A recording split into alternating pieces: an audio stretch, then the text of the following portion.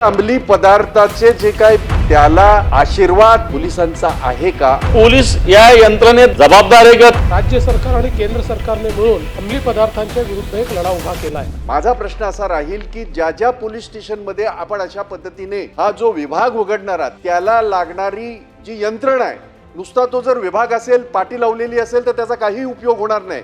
याच्या अगोदर आपण अनेक केलेले आहेत, तरी सुद्धा अंमली पदार्थाचं प्रमाण हे वाढत चाललंय। हा एक मुद्दा म्हणून त्या पोलीस स्टेशन मध्ये ती यंत्रणा राबवताना संपूर्णतः त्याला स्टाफ असेल तत्कालीन, त्यांना मग काय बाकीच्या ज्या ह्या असतील त्या मिळतील का, हा पहिला प्रश्न। हा जो कायदा आपला आहे, धार्मिक स्थळं असतील किंवा कॉलेजेस असतील, शाळा असतील, आता यांची हिंमत एवढी वाढली की शाळांना टार्गेट करायला लागलेत। शाळेतले विद्यार्थी सुद्धा 8वी 9वी 10वीचे हे सुद्धा याच्यामध्ये प्रभावित दिसतात आहेत। एक गोष्टीचा मला आणखीन उल्लेख करावासा वाटेल, जो आपल्या पोलिसांनी फार चांगलं काम केलं। एमडीचा एक कारखाना साकीनाका पोलिसांनी 8 तासामध्ये उद्ध्वस्त केलं। त्यांची पाठ थोपटलीच पाहिजे, त्याबद्दल कुणाचं दुमत असता कामा नये। परंतु दुर्दैवाने सांगावंसं वाटेल, हे अंमली पदार्थाचे जे काय शहरीकरण शहरामध्ये विशेषतः जे चाललेलं आहे त्याला आशीर्वाद पोलिसांचा आहे का? असे जे युनिट आहे जिथं जिथं या सगळ्या गोष्टी होत आहेत, वाटतं याच्यावर सगळे विभाग मिळून फक्त पोलीस या यंत्रणेत जबाबदार आहे का त्यांनीच पकडावा अशातला काही भाग नाही आहे। याच्यामध्ये हे सगळे उद्योग विभाग, अन्न औषधी प्रशासन विभाग, एमपीसीबी या सगळ्या विभागाचा एक टास्क फोर्स आगामी काळात सरकार बनवणार का, हा माझा प्रश्न आहे। मोदी माननीय भाई जगताप साहेबांनी अतिशय महत्त्वाच्या विषयावर ही लक्षवेधी या ठिकाणी मांडलेली आहे। आज राज्यासमोर आणि देशासमोर देखील अंमली पदार्थ हा एक अतिशय मोठं आव्हान आहे।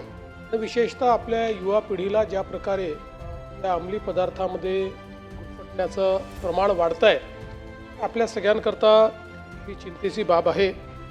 आणि या दृष्टीनेच राज्य सरकार आणि केंद्र सरकारने मिळून गेल्या 2-3 वर्षांमध्ये खूप मोठ्या प्रमाणात एक फोकस पद्धतीनं अंमली पदार्थांच्या विरुद्ध एक लढा उभा केला आहे। खरं म्हणजे आपण जर बघितलं तर पहिल्यांदा भाईंनी जे विचारले त्या प्रश्नांची उत्तरं देतो की त्या प्रयत्नांचा भाग म्हणूनच आपण पोलीस स्टेशन लेवलवर पहिल्यांदा पदांची निर्मिती केली। आता ती पदं देखील भरलेली आहेत। म्हणजे तिथलं जे युनिट आहे त्या युनिटमध्ये युनिटचा प्रमुख आणि त्याच्यासोबत युनिटमधले अंमलदार असं पूर्ण युनिट तयार केलेलं आहे। त्या युनिटला अंमली पदार्थांचं प्रशिक्षण आपण देतो आहोत, ते बऱ्यापैकी झालेलं आहे। आणि याचसोबत त्या युनिटला एखादा अंमली पदार्थ सापडल्यानंतर त्याची पुढची कारवाई काय करायची, या संदर्भात टेस्टिंग कुठे करायचं, या संदर्भातली सगळी व्यवस्था आता आपण लावलेली आहे। त्याच्यामुळे आपली जी अपेक्षा आहे की पूर्णपणे सुसज्जित अशा प्रकारचं युनिट असावं, तशा प्रकारे ते सुसज्जित करण्यात आलं आहे। शाळा आणि कॉलेजेसच्या जवळ मोठ्या प्रमाणात कारवाई सुरू केली आहे। एकट्या मुंबईमध्ये 2000 पेक्षा जास्त अशा प्रकारच्या पानटपऱ्या किंवा ज्या शाळा कॉलेजेसच्या जवळ होते आणि जिथे संशयित अशा प्रकारचा व्यवहार चालतो, केवळ त्या ठिकाणी त्यांच्यावर धाडस टाकण्यात आली नाही, तर त्यांना त्या ठिकाणून त्यांचं अतिक्रमण देखील काढून टाकण्यात आलेलं आहे। आणि ही निरंतर चालणारी कारवाई मुंबईमध्ये आणि इतर ठिकाणी पण आपण ठेवलेली आहे। शहरांमध्ये हा प्रश्न अधिक आहे, गावांमध्ये आज आहे, पण शहरांमध्ये त्याची तीव्रता अधिक आहे।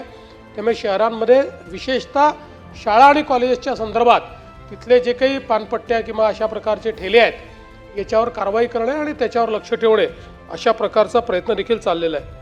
हे खरं आहे की काही प्रकरणांमध्ये आपल्याला पोलिसांची इन्व्हॉल्वमेंट ही मिळालेली आहे। जिथे पोलिसांची इन्व्हॉल्वमेंट मिळाली आहे त्या ठिकाणी त्यांना आपण सस्पेंड करत नाही, थेट बडतर्फच करतो आहे। राज्यामध्ये अशा प्रकारच्या ज्या काही केसेस झाल्या आणि ज्या केसेसमध्ये पोलिसांची इन्व्हॉल्वमेंट डायरेक्टली किंवा इनडायरेक्टली देखील मिळाली, पण इनडायरेक्ट इन्व्हॉल्वमेंटही पुराव्यासहित असेल, तर आपण आता सस्पेंड त्यांना करत नाही, आपण 311 खाली आर्टिकल त्यांना त्या ठिकाणी बरखास्तच करतो। आणि पोलिसांनी अतिशय चांगलं काम या संदर्भात सुरू केलं। आता नुकतंच आपल्याला कल्पना असेल, 5 दिवसापूर्वी इंटेलिजन्सच्या आधारावर 2 इंडोनेशियन नागरिकांना या ठिकाणी पकडण्यात आलं आणि त्यांच्या माध्यमातून जवळपास 21 किलो हायड्रो गांजा म्हणजे 21,55,00,000 रुपये किमतीचा हा अटक करण्यात आलेला आहे, हा जप्त करण्यात आले आहे, त्यांना अटक करण्यात आलेली आहे। आपण जे म्हणालात ती गोष्ट देखील लक्षात आल्यामुळेच की ही मंडळी अटकेत जातात, बाहेर येतात, 4 महिन्यांनी पुन्हा तोच व्यवसाय सुरू करतात. आणि म्हणूनच आता या अधिवेशनामध्ये आम्ही एक अमेंडमेंट आणतो आहोत आणि त्या अमेंडमेंटच्या आधारावर अशा प्रकारचा जो काही गुन्हा आहे त्याच्यामध्ये केवळ NDPS नाही तर मकोकाच्या अंतर्गत त्यांना अटक करण्याचा निर्णय आपण केलेला आहे. ती अमेंडमेंट आपण या अधिवेशनात जे विदेशी आहेत त्यांना डिपोर्ट करतोच आपण, पण देशी पण आहेत. म्हणजे आता आपल्या पोलिसांनी किती कारवाई केली आहे हे जर सांगायचं झालं तर कशा प्रकारे ही कारवाई आपल्याला करावी लागते. आता हा जो हायड्रो गांजा आहे हा एक फार मोठं आपल्याकरता नवीन आव्हान झालं आहे, कारण थायलंड आणि अमेरिका या दोघांनी हायड्रो गांजाला लिगल केलं आहे, त्याची परमिशन दिली आहे अमेरिकेने आणि थायलंडने. आणि त्यामुळे तिकडनं मोठ्या प्रमाणात हा जो हायड्रो गांजा आहे हा कुरिअरच्या माध्यमातून वेगवेगळ्या पद्धतीनं आपल्या देशामध्ये पुश करण्याचा प्रयत्न होतो. मध्यंतरीच्या काळामध्ये आपल्या पोलिसांनी एक खूप महत्त्वाची कारवाई केली, पण ती कारवाईची व्याप्ती बघा की हा एक नवीन जिचकर नावाचा एक व्यक्ती आहे जो हा हायड्रो गांजाचं काम करत होता. याने आपल्याकडनं पळून गेला. पळून गेल्यानंतर याने ऑस्ट्रेलियामध्ये बंताव नावाचं एक आयलंड विकत घेतलं आणि ते आयलंड विकत घेऊन ऑस्ट्रेलियन पासपोर्ट मिळवला आणि त्यानंतर तो थायलंड आणि US मधनं हायड्रो गांजा आपल्याकडे या माध्यमातनं कुरिअरच्या माध्यमातनं पाठवत होता. त्याच्यावर कारवाई झाली. पोलिसांनी कारवाई केल्यानंतर असं लक्षात आलं त्यांनी पाठवलेला जो काही गांजा होता, हायड्रो जे काही होतं ते पोस्टनी त्यांनी पाठवलं. त्यात पोस्टाचे लोक सापडले, ते अरेस्ट आपण केले. त्यांनी पैसे घेतले, त्यांनी क्लिअरन्स दिला. मग कस्टमच्या लोकांनीही पैसे घेऊन क्लिअरन्स दिला, तेही सापडले, त्यांनाही अरेस्ट केलं. आणि त्यांना अरेस्ट केल्यानंतर असं लक्षात आलं की आपली 2 पोलीस हे त्याच्यामध्ये सामील आहेत, त्यांना आता बडतर्फ आपण केलं. त्यामुळे आपल्या लोकांनी आणि एवढं सगळं करून त्या नवीन जिंदलला तिथे जाऊन पकडून, नवीन जिचकरला तिथे जाऊन पकडून आपल्या पोलिसांनी आणलं. त्यामुळे या संदर्भातली पोलिसांची पॉलिसी 0 टॉलरन्सचीच आहे. मोठ्या प्रमाणात हे काम चाललेलं आहे. आव्हानं देखील मोठी आहेत, कारण आता सिंथेटिक ड्रग जे आहे हे अक्षरशः एखाद्या घरात कढाईमध्ये बनते. त्याच्यामुळे जोपर्यंत इंटेलिजन्सच्या आधारावर आपल्याला त्याची माहिती मिळत नाही तोपर्यंत अनेक वेळा अशा प्रकारचा व्यवहार चालतो. पण एक मोहीम घेऊन जेवढे बंद असलेले केमिकलचे कारखाने होते या सगळ्या कारखान्यांवर आपण धाडी टाकलेल्या आहेत, त्याचा रेकॉर्ड ठेवलेला आहे, तिथे काय चाललेलं आहे. कारण आपल्याला माहिती आहे की 3 ठिकाणी आपल्याला अशा प्रकारचे जे वसईचे आपण सांगितलं असंच आहे, एक जुने बंद पडलेले केमिकलचे कारखाने आहेत ज्यामध्ये एक छोटासा ड्रग घेतला, एक बल्क ड्रग, की त्या ठिकाणी अगदी कढईमध्ये तुम्हाला ड्रग सारखं सदृश पावडर तयार करता येते, लिक्विड तयार करता येतं, सगळ्या गोष्टी तयार करता येतात.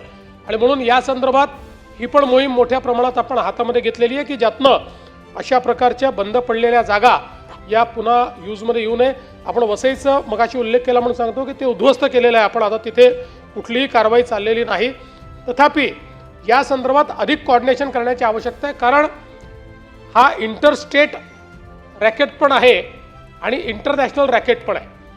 आणि विशेषतः आपल्याला माहिती आहे की मागच्या काळात आपल्या लक्षात आलं की आपल्या बाजूचे जे आपले शत्रू देश आहेत ते लोक कधी नेपाळच्या मार्गाने, कधी अजून बांगलादेशच्या मार्गाने, अशा वेगवेगळ्या मार्गाने आपल्याकडे ते पुश करण्याचा प्रयत्न करतात.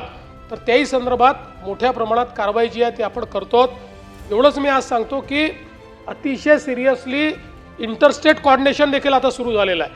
म्हणजे आपल्या आजूबाजूचे जे राज्य आहेत, मागच्या काळामध्ये तेलंगणाला आपण माहिती दिली, आंध्रनी आपल्याला माहिती दिली, मागे आपण छत्तीसगडला माहिती दिली, आणि या माहितीच्या आधारावर झालेल्या ज्या काही रेड्स आहेत त्या अतिशय योग्य प्रकारे झाल्या आहेत. एक गोष्ट अजून आपण आता याच्यामध्ये सक्ती जी केलेली आहे की पूर्वी पेडलर पकडायचो, तो आत जायचा, 2 महिने 3 महिने 6 महिने राहायचा, बाहेर यायचा. आता फॉरवर्ड आणि बॅकवर्ड लिंकेज शोधून काढणं कंपल्सरी केलं आहे. त्यामुळे त्याच्या माध्यमातून आपण फॉरवर्ड आणि बॅकवर्ड लिंकेज जे आहे ते त्याचं शोधून काढतो आहोत. आणि त्यातनं खरे जे प्रिपरेटर्स आहेत किंवा जे खरे कल्प्रिट आहेत त्यांना देखील पकडण्याचं काम चाललेलं आहे.